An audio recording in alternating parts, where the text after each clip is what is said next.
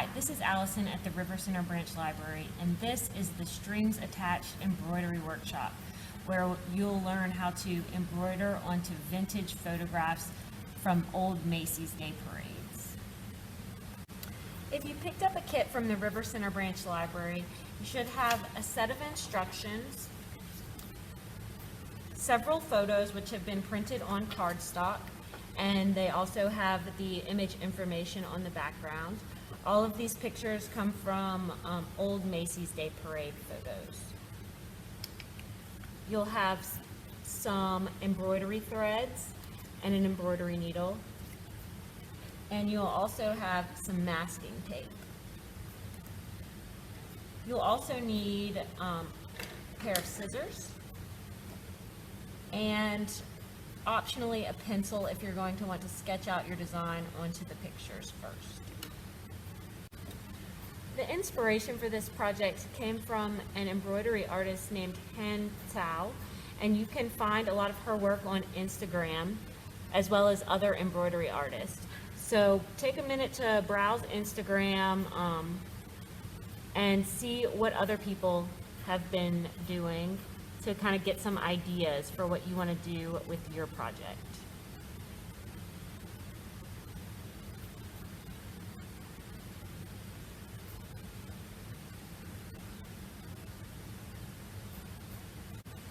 Let's start by threading the needle.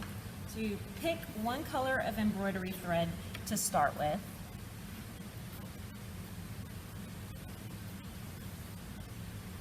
And separate it from the others. And you're going to notice that each embroidery thread is made up of 6 smaller strands. So it's your choice whether you want to embroider with all 6. The thread will be a lot thicker, but for embroidering on paper, it's a little bit better to break it up and use smaller pieces of the strand. So in this embroidery, I actually used 1 strand of embroidery thread instead of all 6 of them. But you can break it up and use 2, 3, or even 4. It's whatever your personal preference is.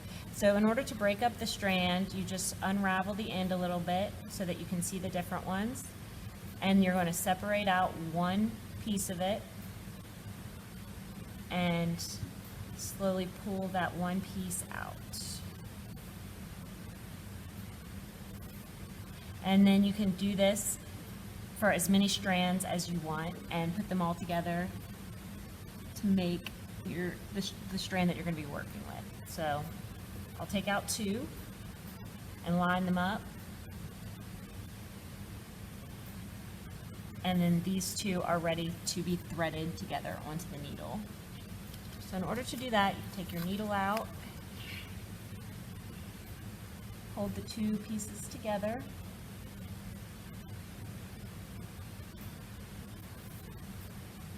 and then one trick I've learned to easily thread the needle is to wrap the thread over the needle, pinch it with your thumb and index finger, slide the needle out, and then use the eye of the needle to wiggle back and forth over the piece you have pinched in between your thumb and index finger.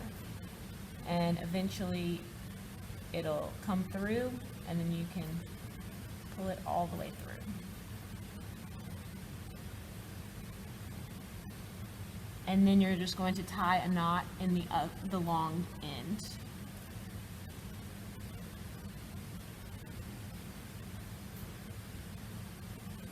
And you can actually tie 2 knots so that it doesn't come all the way through the paper.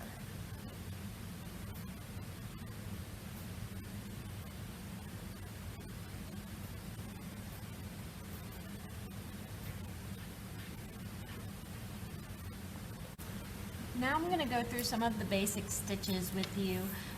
These are listed on your instruction sheet, and you can really kind of freestyle when you get to your picture, but it's good to know some of the basic embroidery stitches for different techniques. And I'm going to show you on a blank piece of cardstock because it's the same thickness as the photos. So when you're starting your stitch, you can take a piece of masking tape in order to affix the tail end to the back side so that it doesn't come all the way through the paper. But the first stitch I'm going to show you is running stitch. So we'll start from the back side and come up through. And you're going to want to pull your thread almost all the way through and then use the piece of masking tape to affix the tail in place so that it doesn't come all the way through the paper. A running stitch is one of the most simplest stitches. It is essentially making a dotted line, so you're running the thread in and out of the paper. So you've come up from the back and now you're going to go back down through the front. And then you're going to come back up through the paper next to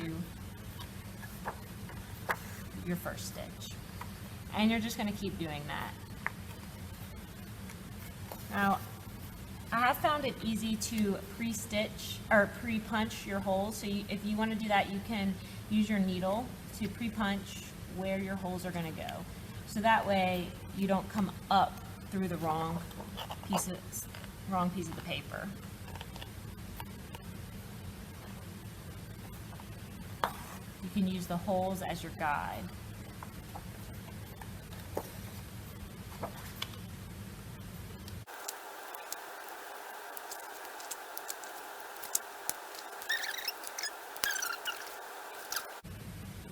Now I'm going to show you the satin stitch. The satin stitch is great for filling in areas.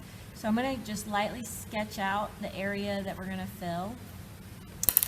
And got my needle threaded. I'm going to get a piece of tape ready.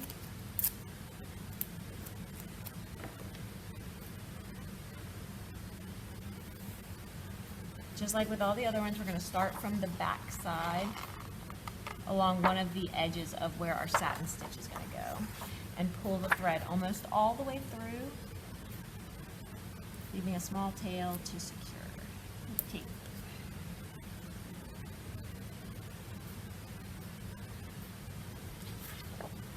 And for the satin stitch, you're just going to run it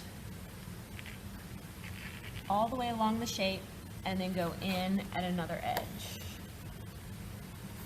And then you're going to come back over close to where one of the other stitches was. And I went ahead and punched my hole so that I could see where to come up,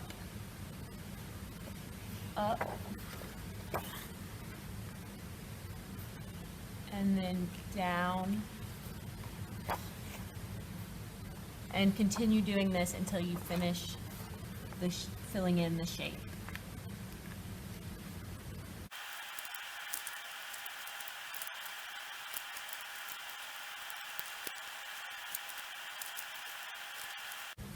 Right, now I'm going to show you how to do the French knot, which is a lot of fun, but it's pretty challenging, so you may need to practice a little bit. So I've already got my tail end secured on the back with masking tape and my needle threaded, so I'm going to come up through the back. And to make a French knot, you're going to take the piece of thread that is coming out of the paper, put your needle next to it, and wrap it around the needle 2 or 3 times. And then you're going to go down into the paper nearby, right next to where you came up. So not back down through the same hole, but near where you came up, while still kind of pulling tension on the wrapped strand. And then pull your needle all the way through, and it will leave behind a little French knot.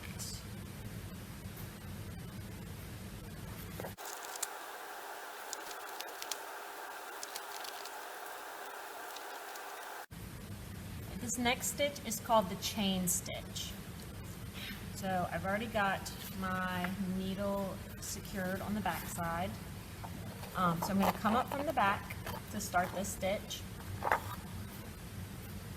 And you're going to go back down into the same hole that you just came up from. But you're not going to pull your needle all the way through. You're going to leave a little bit of a loop left, and then you're going to put your needle up through the paper a little ways up, and the needle will go through that loop that's still hanging out. And you just formed a chain. And you can repeat that as many times as you want to make the chain stitch. So you would just do the exact same thing with the needle going down through the hole that you had just come up through, while keeping a little loop left on the page, and then come back up a little ways up.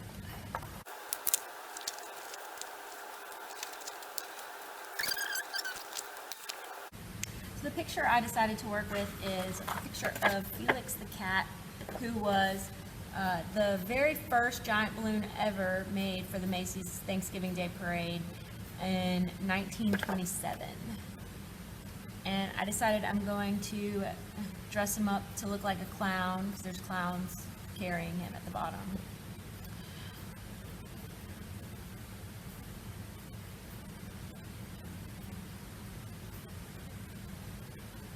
So you can use your pencil to draw out some of your design, but be very careful if you do this, because you can try to erase it, but it's going to erase some of the picture too. So if you decide to use your pencil, just do it very lightly to kind of mark out your design. You can also pre-punch some of the holes if you know where they're going to be using your needle. That helps guide where your design is going to go. I know he's going to be wearing a cuff that I'll probably use the chain stitch to do, so I can make some of those hole punches. And I can also make these punches later while I'm embroidering. So I'm going to go ahead and get started.